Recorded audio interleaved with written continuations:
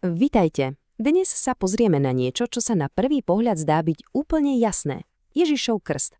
Ale ako uvidíme, je to skôr taká skladačka s mnohými skrytými dielikmi.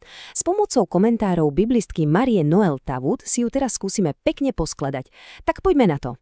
A hneď na začiatok, tu máme takú zásadnú otázku. Vlastne paradox, ktorý musel vrtať v hlave aj samotnému Jánovi Krstiteľovi.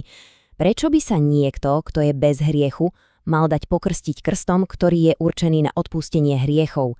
No práve táto otázka je kľúčom k celému príbehu. Janova reakcia to ukazuje dokonale. On, ten, ktorý krstí, si okamžite uvedomuje, že človek pred ním jednoducho nezapadá do profilu hriešnika. Chápe, že celá situácia, celá tá hierarchia je tu zrazu akoby obrátená úplne na ruby. Dobre, aby sme sa v tomto pohli ďalej a našli odpoveď, musíme urobiť taký menší skok v čase. A nie úplne malý, ale o stovky rokov dozadu, k prorokovi Izajášovi. Práve tam totiž nájdeme prvú dôležitú indíciu. Tá prvá stopa je teda v knihe proroka Izajáša, konkrétne v 40. kapitole. Predstavuje nám kľúčovú postavu, ktorú Boh nazýva môj služobník. A jeho úlohou je priniesť národom právo alebo súd. Ale pozor, tieto slová tu majú úplne iný význam, než by sme asi čakali. A presne tu sa to celé láme. To slovo súd tu totiž znamená niečo úplne iné, než na čo sme zvyknutí. Zabudnime na nejaké odsúdenie alebo trest. Izajáš hovorí, že Boží súd je v skutočnosti oslobodenie, uzdravenie, také jemné pozdvihnutie celého ľudstva. Je to náprava, nie trest.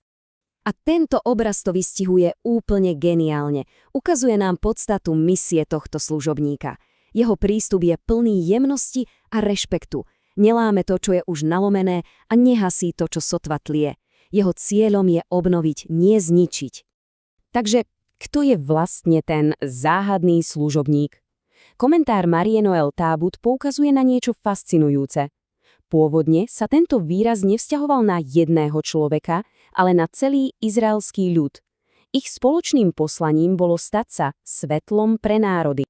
Poďme teraz k ďalšej stope. Tá nám ukáže, ako ďaleko mala táto misia vlastne siahať. A kvôli nej sa v čase presunieme dopredu až do skutkov apoštolov.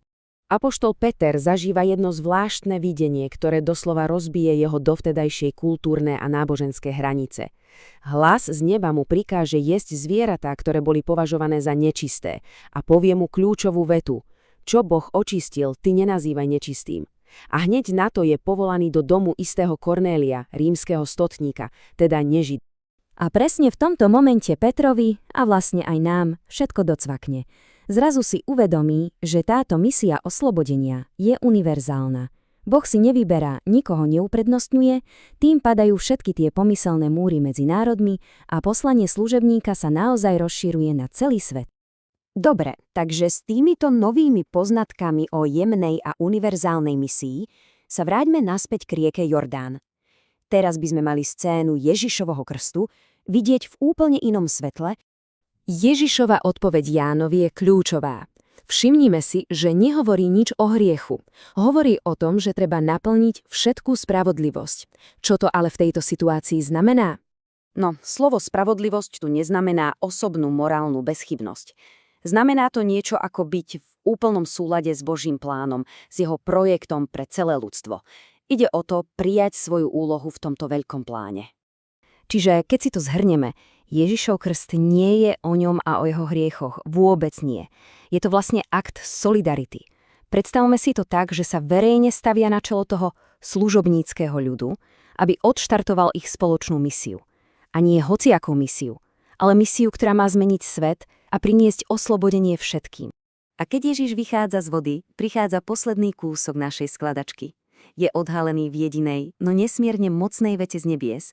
A táto veta spája všetko, o čom sme doteraz hovorili.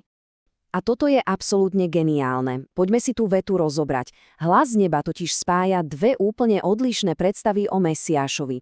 Prvá časť, toto je môj syn, je jasný odkaz na kráľovské žalmy. Predstavuje nám mocného kráľa Mesiáša. Ale hneď tá druhá časť, milovaný, v ktorom mám zaľúbenie, je priamy citát z Izaiáša. A to je predsa náš jemný služobník Mesiáš. A presne v tomto spojení sa skrýva celé tajomstvo.